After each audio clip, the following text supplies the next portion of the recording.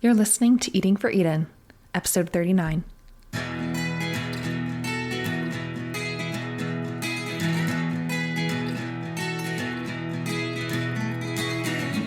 When it comes to doing something about climate change, your food choices matter. Thanks for tuning in to Eating for Eden, a podcast that takes a food-first approach to climate action. I'm your host, Jessica J. Schroeder, and I am passionate about food that tastes good and does good. I'll guide you with practical tips and help you thoroughly enjoy your food along the way.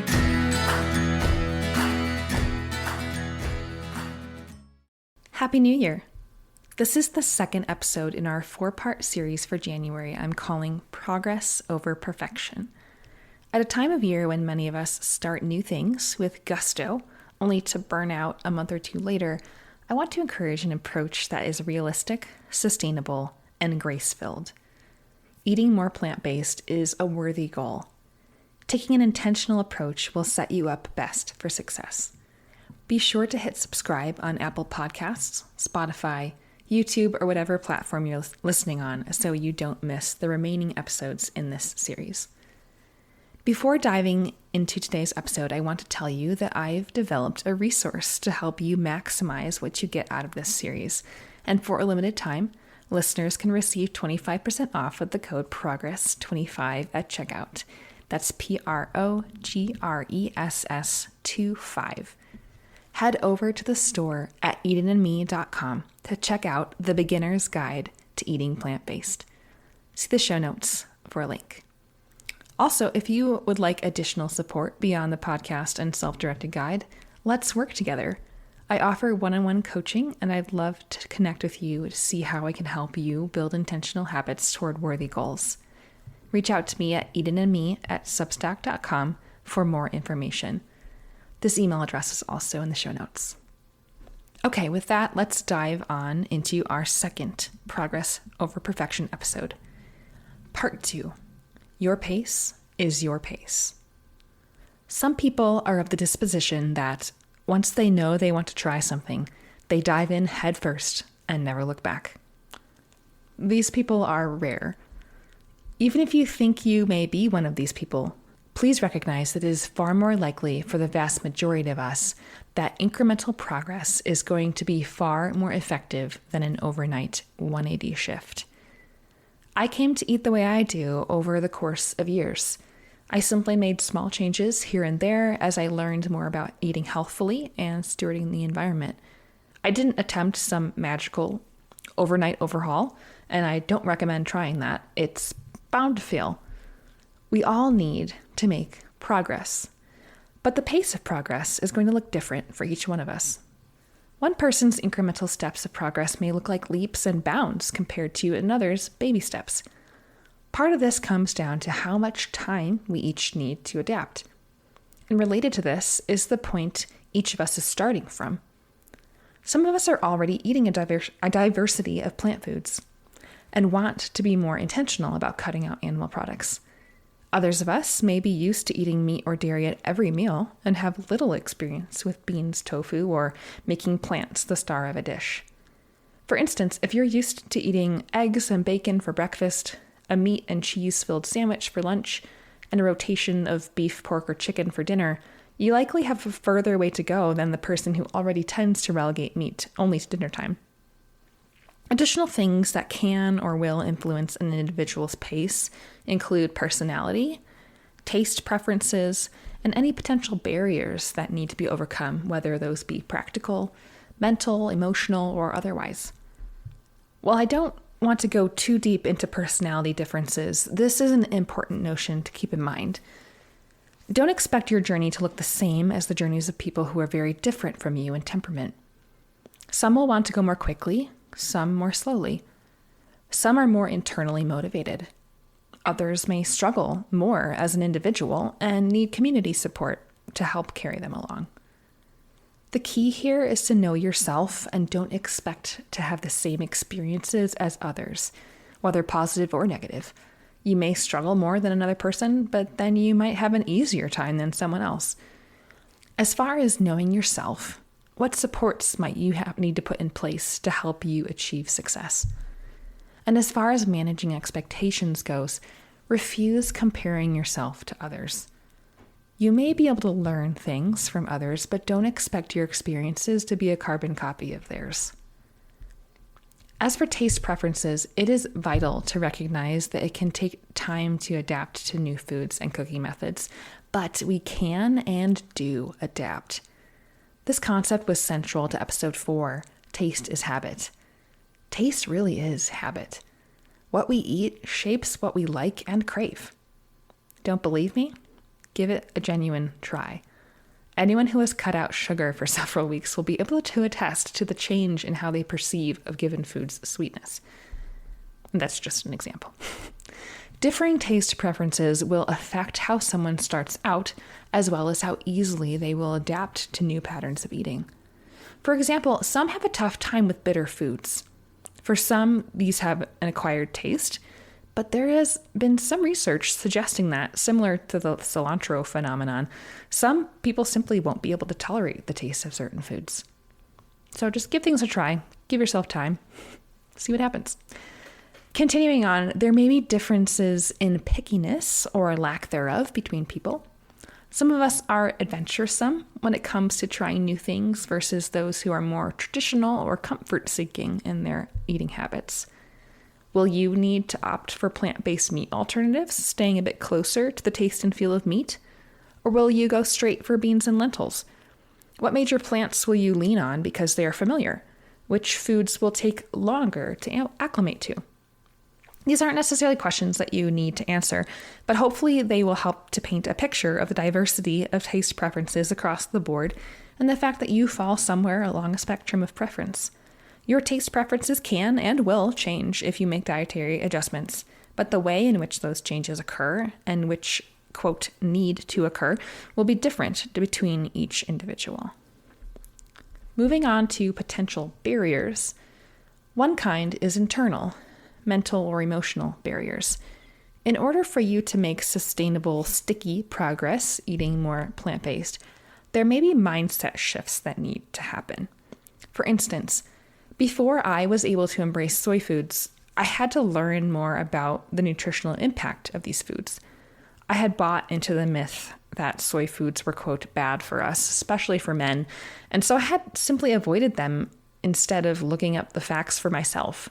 But once I got curious and did some digging, it wasn't difficult to find that the myths I had been believing were built upon really flimsy claims that failed to stand up to the actual scientific evidence, which tends to show the opposite, that soy foods are quite health-promoting, not to mention also terrific options for keeping a small food footprint.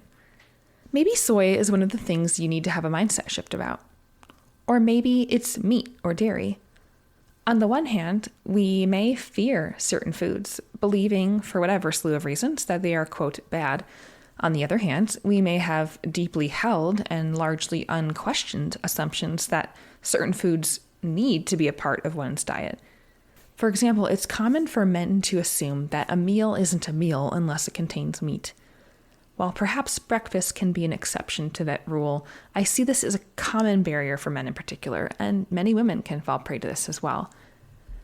You also may consider whether you tend to have what Stanford psychologist Carol Dweck calls a fixed mindset or a growth mindset.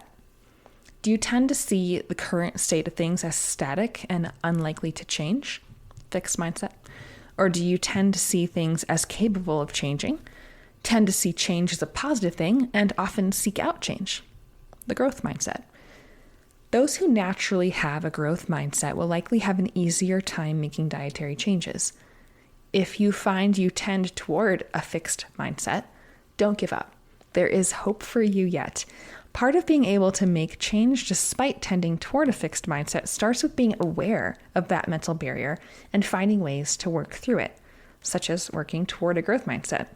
These things are not set in stone. So give it some thought. What mindsets might be a barrier to you eating more plant-based? There are also barriers external to us, practical barriers, such as food availability and access, recipe ideas, cooking skills, kitchen appliances, and more. Just because you don't have the ingredients or the gear to make a certain recipe that you saw online should not make you think that all plant-based eating is inaccessible. Start where you are and work with what you have. Use cooking techniques and methods you feel comfortable with.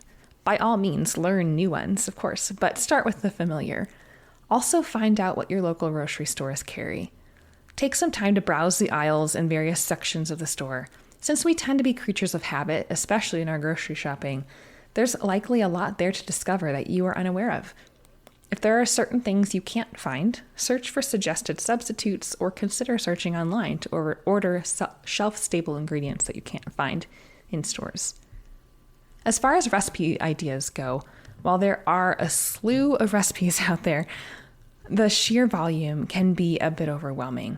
As nice as it can be to find lots of ideas online, my recommendation, if you tend to find the barrage of options too much, is to go to your local library and check out a few cookbooks. I find physical books are far more approachable than blogs, especially since so many are now cluttered with busy, distracting ads. And quick shameless plug for eatingandme.com, I do not have any ads and I aim to keep it approachable. So maybe you can look there too. But all that to say, I love a physical cookbook, but I'm also not knocking my own website. Okay, carry on. Cookbooks tend to be appealing to the eye, enjoyable to read, and easy to understand. If you feel unsure about your cooking skills, fear not. While plant-based eating can get complex and fancy, it doesn't have to be. There are lots of ways to make really simple meals with just a handful of ingredients and simple cooking methods. For example, breakfasts can be as simple as soaking some oats in soy milk or almond milk and adding in your favorite nut butter and fresh fruit.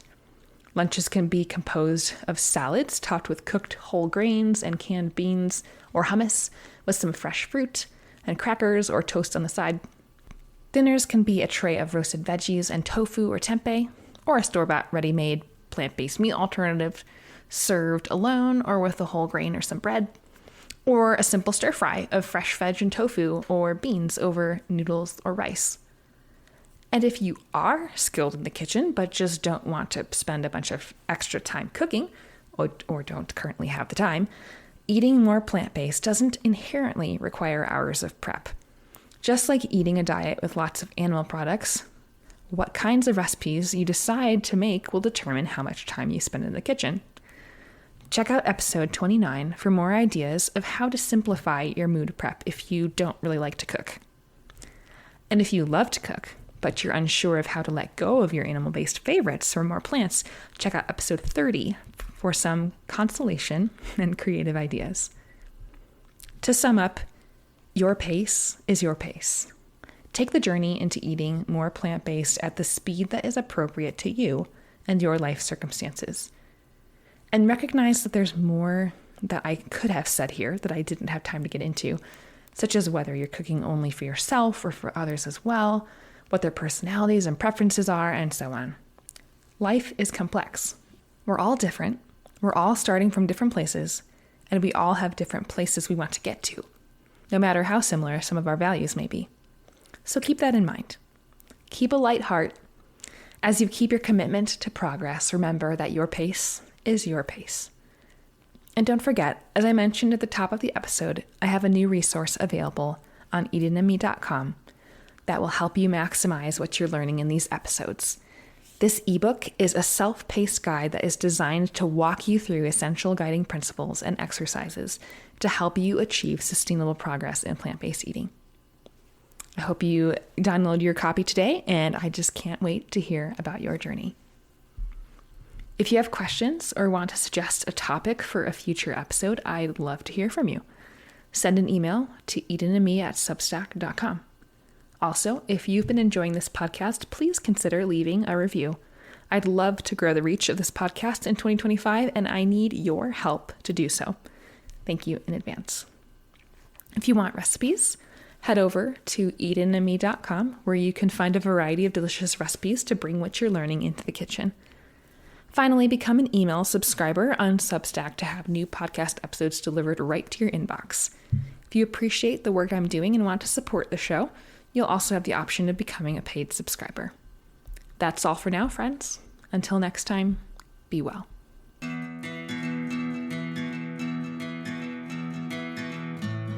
Thanks for listening to Eating for Eden. If you found this episode informative or inspiring, please consider sharing it with a friend. Climate change is an issue we all need to tackle together, so let's invite others to journey along with us as we continue the conversation and start taking action. Until next week, friends, take care.